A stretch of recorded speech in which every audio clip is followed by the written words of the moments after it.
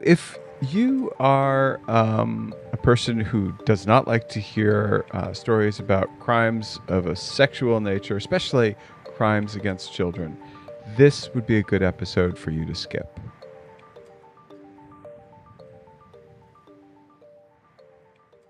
I really liked your article this week, Travis, about, well, like as in hated, your article about the GPS, the GPS stuff. But, for everybody who didn't read it, what's going on? There's this really popular GPS vehicle tracker that apparently has almost no cybersecurity. It's like the ultimate wins list of security vulnerabilities in it. So what this means is that in roughly 1.5 million vehicles around the entire world right now, if a hacker wanted to, they could pretty much not just track a vehicle, but also stop it or take full control over it. That's distressing. It is. Yeah, and it's these GPS trackers are being used right now in Ukraine, so that's obviously a great target of opportunity for Russia. They pretty much just make any vehicle with them a sitting duck. So what would you put on the wins list, Travis? One of the biggest ones is having a hard-coded password. What? So all these devices have the same password by default, and they're all hard-coded, which means that they can't really be updated. Wait, you can't change the password? Yeah, but I'd say one of the biggest things about it, though, is that, like, if I had an internet-connected toaster, I would be distressed by how bad the security is in this. And in this case, it's something that can actually control a car or a fleet of cars. Right. So you can't even change the password? That's crazy. So I'm gonna have some fun with Adam on this one. Yeah, pretty much. If you if you ever just want to keep track of him and then wait until he's, say, in some backwoods road. Can I turn off his car like right before he meets Ned Beatty in the woods? Yeah, pretty much. Ha ha. No, Ned Beatty, he moved south. So okay, so you're safe. Good. Well, I'm glad to hear you're sort of safe, Adam. What are they doing? What are they doing to fix this GPS situation, Adam? They're doing absolutely nothing. Travis, is that true? Yep, 100%. What does nothing look like? Nothing is not responding to any notifications. That there was a cybersecurity firm that found all these vulnerabilities, and they tried contacting the manufacturer of these devices, and they are not picking up the phone. Ooh, kind of like me. Yeah, and so the federal government actually tried just being like, "Hey guys, can you please fix this?" And still absolutely nothing. Is it possible that they disappeared? No, I don't think it is possible that they disappeared. But it's an intriguing thought. Yeah, it's a major device manufacturer based in China that are simply just not taking any calls about the security holes. What can we do if they do nothing? Nothing. Disconnect the device. Your car? No, the GPS. But if you disconnect the GPS, you're going to not know where you're going. I don't think you can disconnect the GPS on your car. That's what the federal government is recommending right now, is that they say, like, if you have this device in your car, remove it immediately. Damn. Yeah.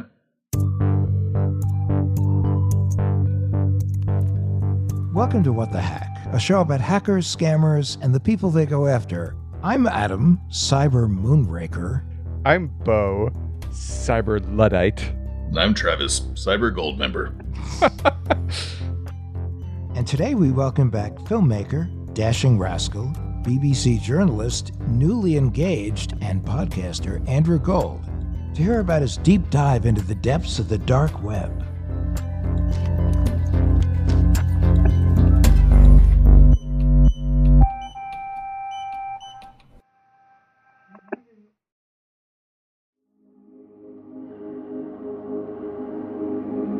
So, Andrew, we know in your work and your podcast, you speak to a lot of extreme and controversial people. There's, the internet is a place where things we are embarrassed by in general happen more. And that can be silly or it can be incredibly dark. And you're no stranger to investigating things that are more serious and nefarious online. Is that not right, Andrew? People don't like to say the word. I mean, can we say the word pedophile? The P word. Well, no, I don't think. Yeah, they're not a protected class. On YouTube, because you guys don't do the video, it's just the audio, but the YouTube, they don't like you saying it because it's one of those things that can get you demonetized. You won't get ads on your thing because you've said the P word. So people say the P word, other words like Epstein. Like you joke about Trump is fine, but Epstein, because there's so much conspiracy around it, YouTube tend to demonetize words like that. So you find yourself speaking in code all the time. Interesting. Yeah, that is interesting because we don't monetize anything on YouTube. But I do have a Christmas ornament with a picture of Epstein on it that says this ornament didn't hang itself. Approved. Don't put that on YouTube. You'll be instantly banned on YouTube for that. But yeah, pedophiles, as we say, or pedophiles, as you guys say. I was looking into that in Germany. Look, I got to Germany. Whenever I get to a new place, it's like, okay, what's the crazy thing here? You know, I've done the UFOs and the exorcism. I've done abortion. I've done stuff in Colombia and all. And then Germany, what's the thing? And like, obviously, the first thing you think of is Nazis, and there's communists as well. And there's like these villages where they have Nazis and communists and all. And I've looked into that for a while, and then I came to learn that Germany had the world's only sort of therapy, state-sponsored, for pedophiles, where they never report them to authorities. If you report, for example, if a pedophile went to see a doctor or a psychologist or whatever it might be in the US, the doctor would have to report them or be, I think put in prison. I think you can go to prison for not reporting them. The same in Australia. Now, this is an active pedophile, or is this a person who has fantasies? That I'm not clear on. And even the doctors don't seem to be clear on that. They just know that if there's something that you think you should be worrying about. So it makes it very, very complicated. And in the UK, you wouldn't go to prison, the doctor, but you would be fired or struck off or whatever it might be. Right. So it sort of means these people, and as I think you're getting at, the ones who don't offend, the non-offenders, have nowhere to go. So Germany's point of view with that is, look, we've got these people. They're not going to just disappear. They exist. New ones of them are being made all the time, whether we lock them up or not. And there are a lot of them who would never offend, but might do if they're swayed by their own cognitive biases, that kind of thing. And if they're stigmatized and they're put in a corner somewhere, if they have no one to talk to who's a professional, then they will just go on online chat stuff, and that's not a good place for them because they'll speak to other people. And if they go down one of those rabbit holes on YouTube, they could find their self. Yeah, I got it. Algorithms could even bring them to where they're going. No, and then they get all worked up, and then they go out there and have to do what they do. But then I seem to feel like I've seen movies, at least. I know I haven't read about it, and I've certainly never met anyone, but I believe I've seen it in movies where, or maybe it's Law and Order, television show where a police procedural where there's a person who is a pedophile and desperately doesn't want to be one, and is suicidal because they can't stop, or they try to get themselves caught on purpose. So I mean, I can see why Germany might do that. In Sweden, it's against the law. It's against privacy laws to say where a sex offender lives. Whereas in the United States, you have the right to know where a sex offender lives. Well, not only that, but if you sign up for a lot of credit and identity monitoring programs, one of the features of the programs is you get notified when a sex offender or a pedophile moves into your neighborhood.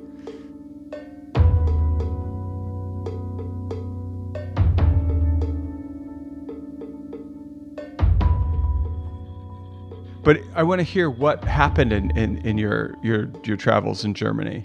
I've become desensitized in a sense because I was looking into them for 2 years. I've written a book which I've not yet tried to publish because I just know it's going to be, insane. But even like my girlfriend and my friends and stuff, we're all like desensitized because we've had these conversations so much. And I need to remember, for a lot of people, it's the first time hearing about it. For a lot of people, they've had experiences. I think 1 in 9 girls in the US have been abused as children by pedophiles. It ruins their lives, and the statistics are just like so crazy obvious that it's the worst thing that can happen to somebody. So that needs to be stated like from the off, and so nobody hears. Anyway, you know what I mean. Right. I do. I wish people understood that, I mean, we generally don't like the fact that there are pedophiles either. Like, we didn't ask for this. It's something that a lot of people will be more comfortable ignoring, but when it's you, it's not really an option to ignore it. This is David. He's known as a non-offending pedophile.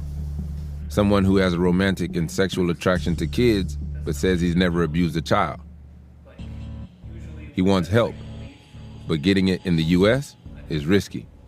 When I was figuring this stuff out about myself, I decided that I couldn't tell anybody because I was pretty certain that at best they would like desert me and just like I'd lose a friend or whatever, and at worst like they'd tell absolutely everybody and I'd be like, it'd be dangerous for you. It would be dangerous.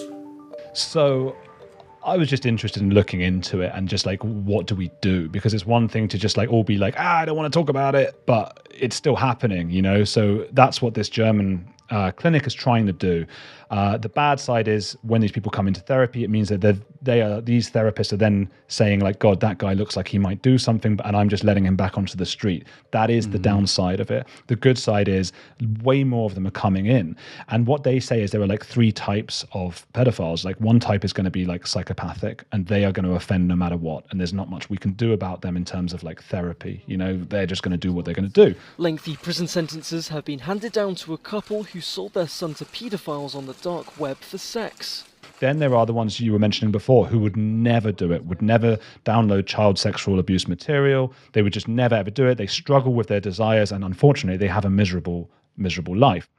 Again, they're not needed in this therapy because they're not going to do anything anyway.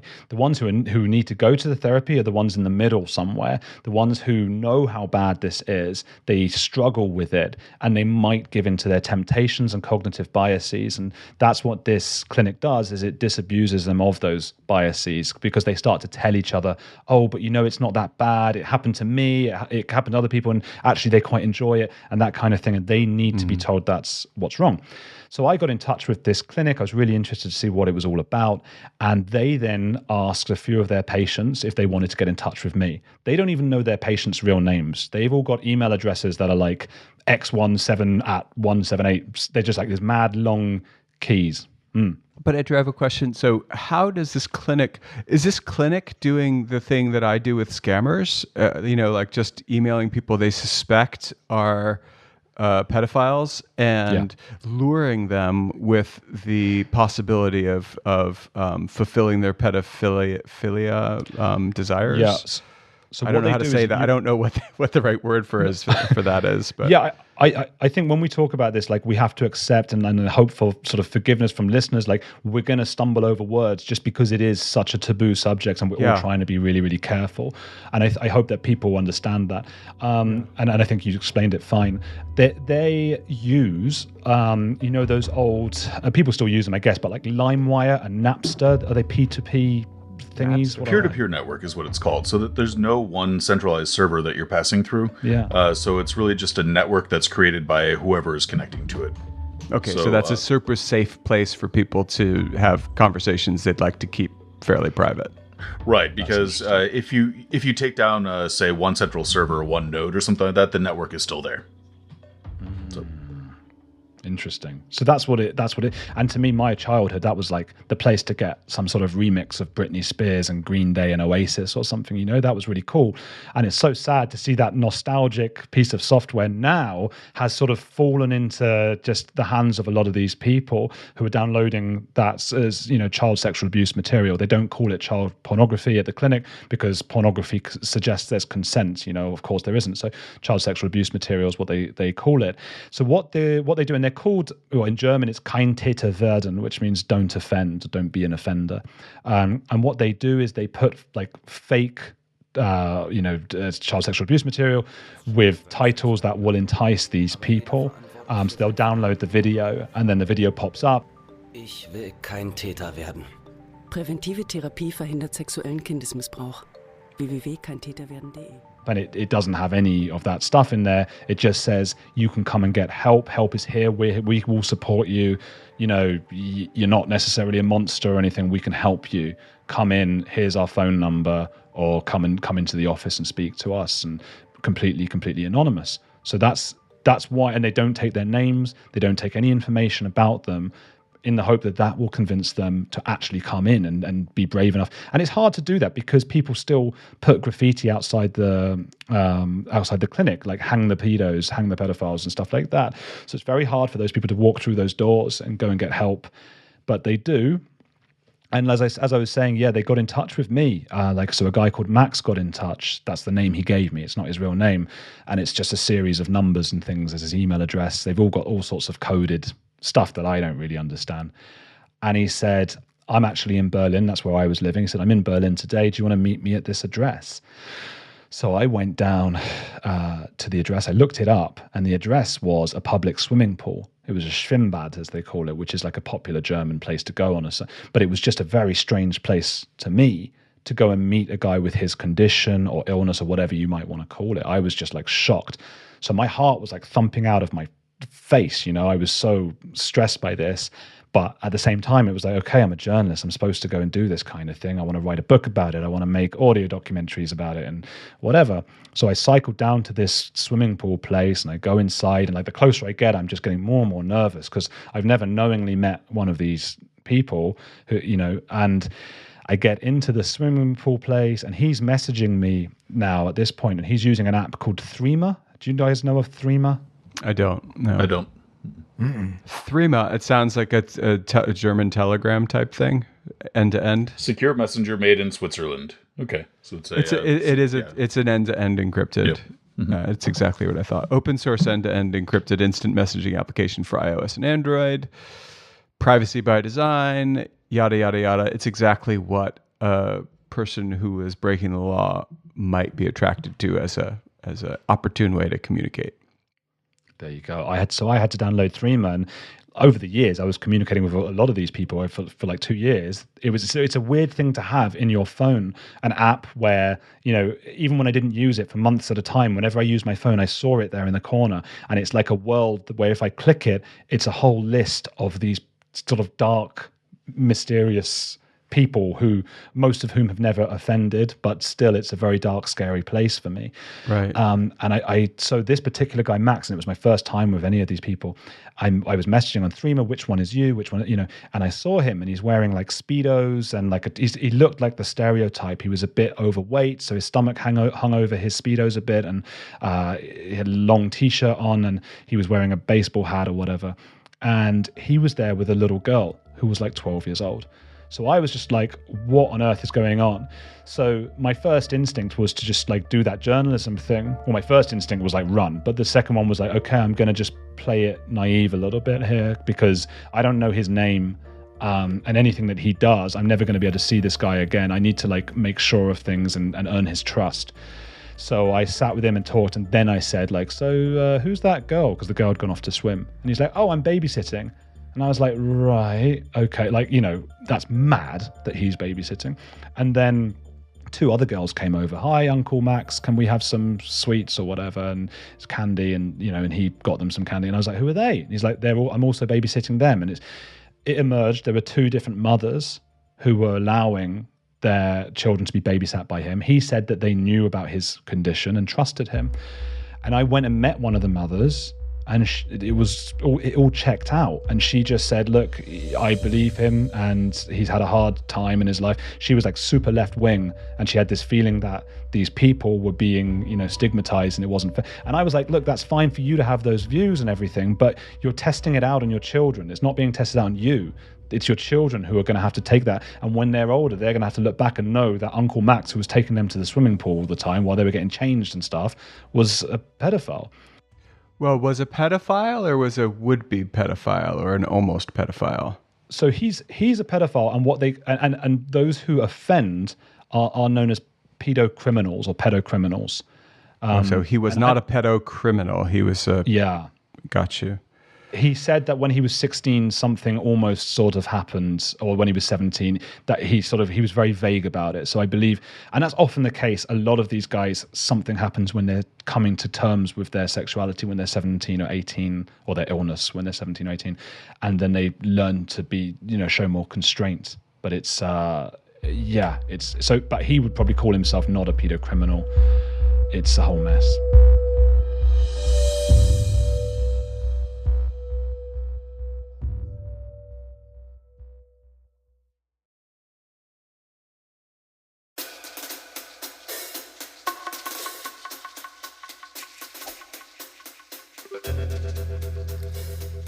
The liberal thing is interesting because that's the situation in Sweden, and I remember the first time I heard that there were privacy laws around sex offenders in Sweden.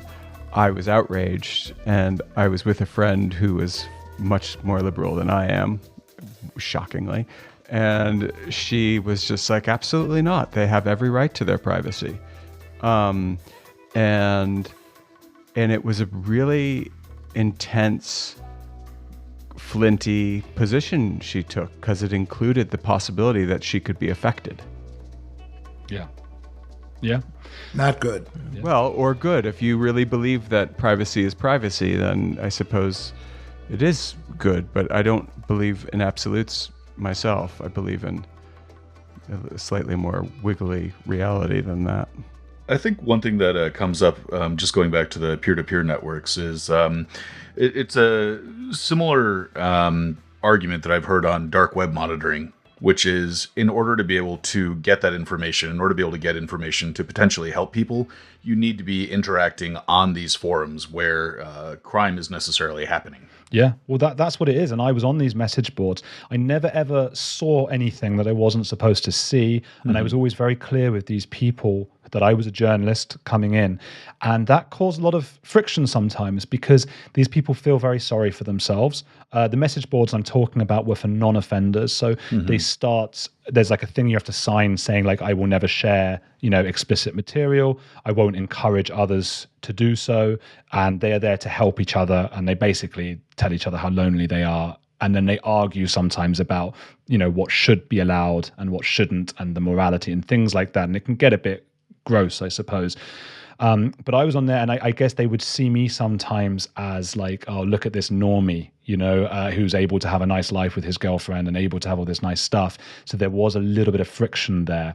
And I made a mistake at one point because there was there was a kid who went missing called Madeleine McCann in the UK. It was this huge story because she was a particularly sweet girl. I remember it too. And a very sweet girl, but also because she had white upper middle class parents who were professionals. They were like doctors and stuff. So it was this real feeling of like, it could happen to anyone. And it became a huge, huge story. Some people said it was the parents. And I think that's conspiracy. And it's obviously horrible for them to have to hear that.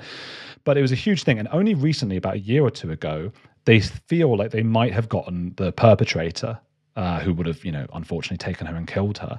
And this is a guy called, I think it was Christian Bruckner, who is German and in prison, serving time for other such crimes. So I, being the sort of selfish journalist I am, I thought, oh, I'm in Germany now and I have this connection to all these people and everybody's saying it's this guy at the moment. I've got an in here and I can break a big story. So I went back to my message board, which at the time I hadn't been in for months. And I just said like, hi guys, just like a really quick message. Hi guys, it's me again. I was just wondering, do any of you guys know the pedophile Christian Bruckner, the pedophile who took this little girl away? And I left that message board for a few days. I sort of forgot about it. I went about my business or whatever, came back. Oh yeah, that message board, clicked on it. Loads of messages from all of them, like going crazy at me. And I thought at first this would be because I had sort of suggested they might know him because he's an offender and they're not. But what it was because I had used the word pedophile to describe him. And this Christian guy, he was in prison not just for child sexual abuse, but also for adult women. The suggestion being he's actually a psychopath who would take anyone, or at least a pedocriminal. But to call him a pedophile was really offensive to all. So they felt like a protected class in Germany. That's super interesting. I wanted to, what's also interesting is that this clinic's using essentially a scam to get the patients to do, something that's good for them. And, anyone can get scammed. And I think many of us, like me, I'm like willing to be scammed. Like, please do it. Let me see what you got. But the problem here is the nexus of like that curiosity, whether you're a journalist or an agency trying to help people, and the digital world. Because, so let's point out, you're using Threema, which we now know is this end-to-end encrypted messaging app. What happens? End-to-end just means that while you're communicating with me, Andrew, no one else can snoop on what we're saying to each other. But our communications stored on our respective devices or in our storage online, on the cloud, wherever, those can be hacked and those can be discovered. And all of these people on Threema who think that they're having a protected conversation about their very sensitive situation are exposable easily. We know that. Interesting. And they don't realize that. I don't know. Hopefully they'll listen to this podcast. I don't even know. I feel very ambivalent about the whole situation. So part of me is, I could see a white hat hacker going in there, Captain Justice style, and exposing them. So it's an interesting, as ever with online, it's complicated. If they're sharing abuse material, then it's only right that a hacker goes in and exposes that. If they're not, then I personally don't think that would be a good idea to do, because they're talking to help each other, not to offend. And then if a guy came in and exposed that, my concern as a journalist was always, what if I'm having one of these conversations and one of these guys is horrible or drunk or whatever and sends me something like that? Then it's on my phone. Right. And then I'm worried, do I delete it? And it never happened. And they were very respectful with me and they were very careful. They knew that they're used to thinking of themselves as monsters. They're talking to a journalist. It's very rare they do that. They don't want me looking at them as monsters. So they tried to give as normal as possible of, we're just these people, we don't do these things. So there was no one like that. But it could have happened. My girlfriend said to me, you should talk to the police before you even investigate this so they know you're investigating it. But I just thought, if I'm not doing anything wrong, I suppose if they had sent something like that, maybe I would immediately call the police and then be like, look, I've just been sent this, I'm reporting it, so I don't know. Well, I got to tell you, this has been fascinating, and really appreciate you coming on our show. I also appreciate the fact that you allowed me to come on your show. That was great. We had a lot of fun, and we did a little scaring is caring. But, the things you've done, amazing things, and please keep doing what you're doing. Oh, thank you. Because we need voices like yours out there, and we need British accents like yours out there as well. So I figure that, you are the James Bond of documentaries. Get out of here. And thank you. Thank you from all of us.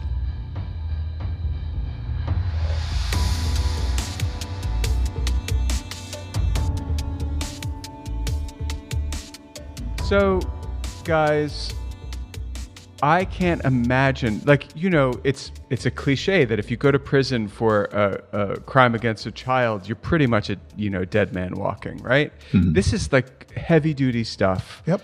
And we all probably agree that they deserve a fate worse than whatever it is they get, even if it's super bad, because it's a heinous crime to do a crime, especially a sexual crime against a child.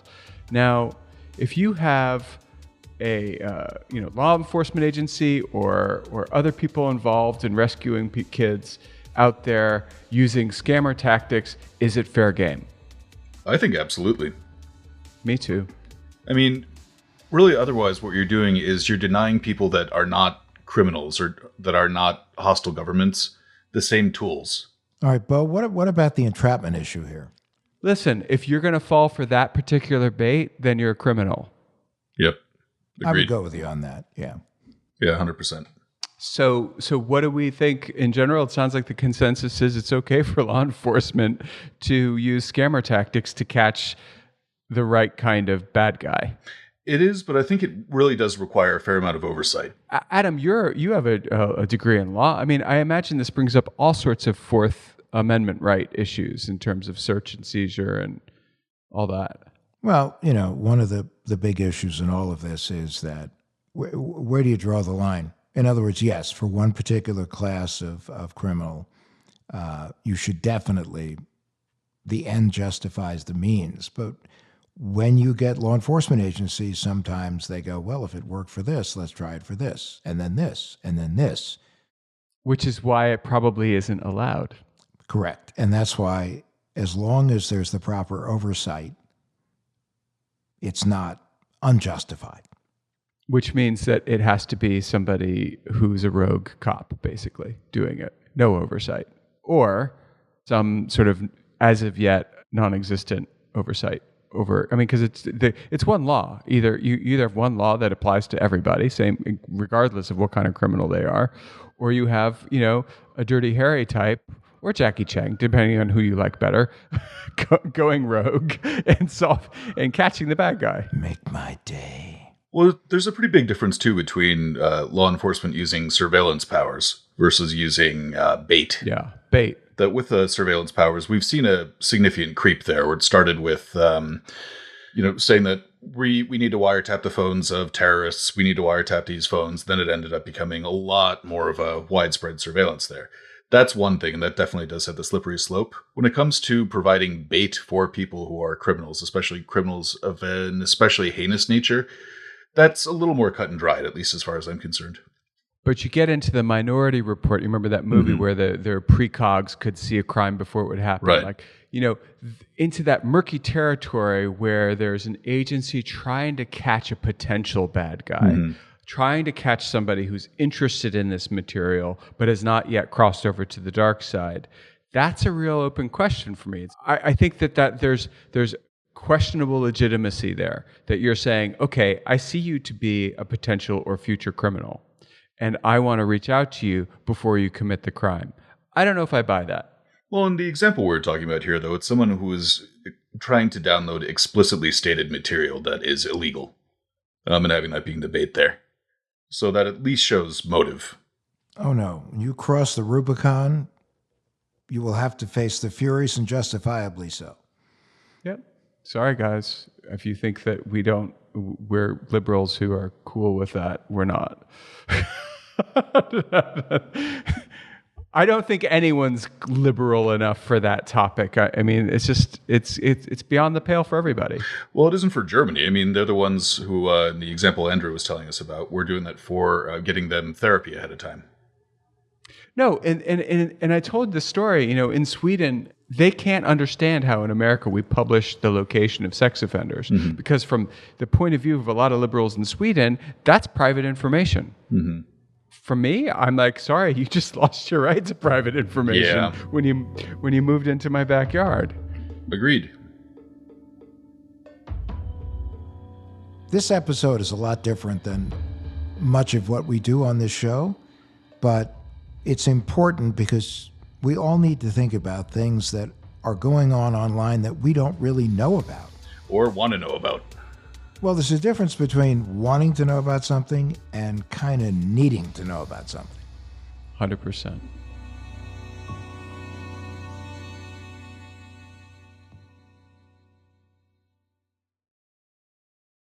So now it's time for the Tin Foil Swan, our paranoid takeaway that'll help keep you safe online.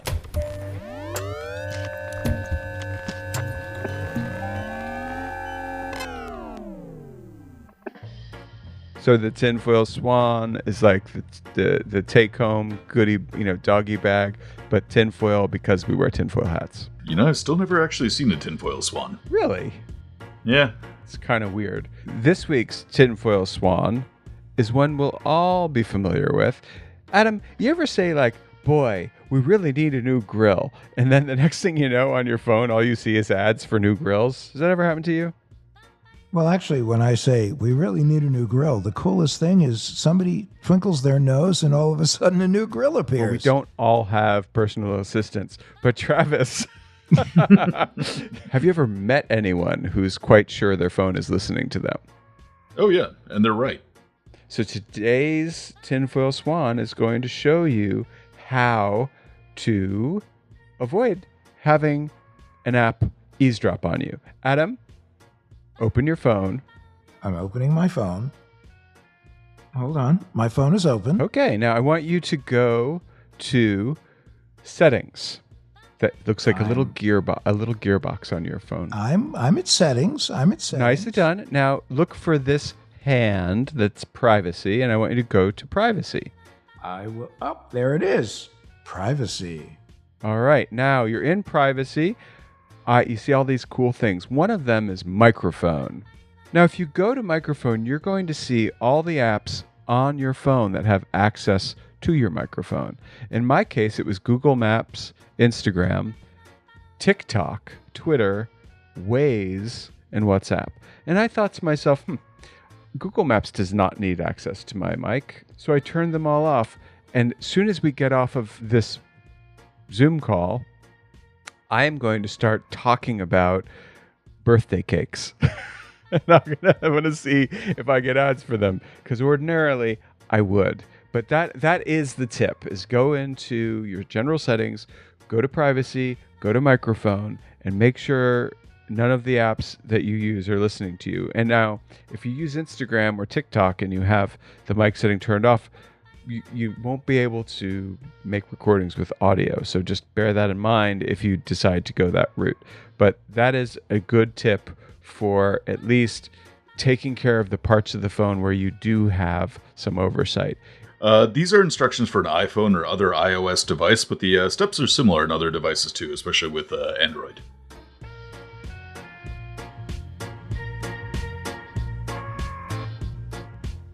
Well, if you like the show, I hope you'll consider sending me a pair of camouflage Crocs.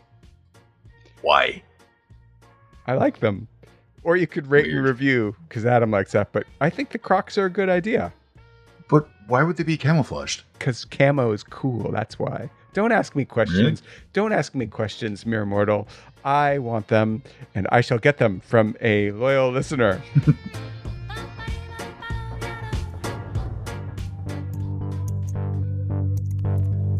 What the Hack with Adam Levin is a production of Loud Tree Media.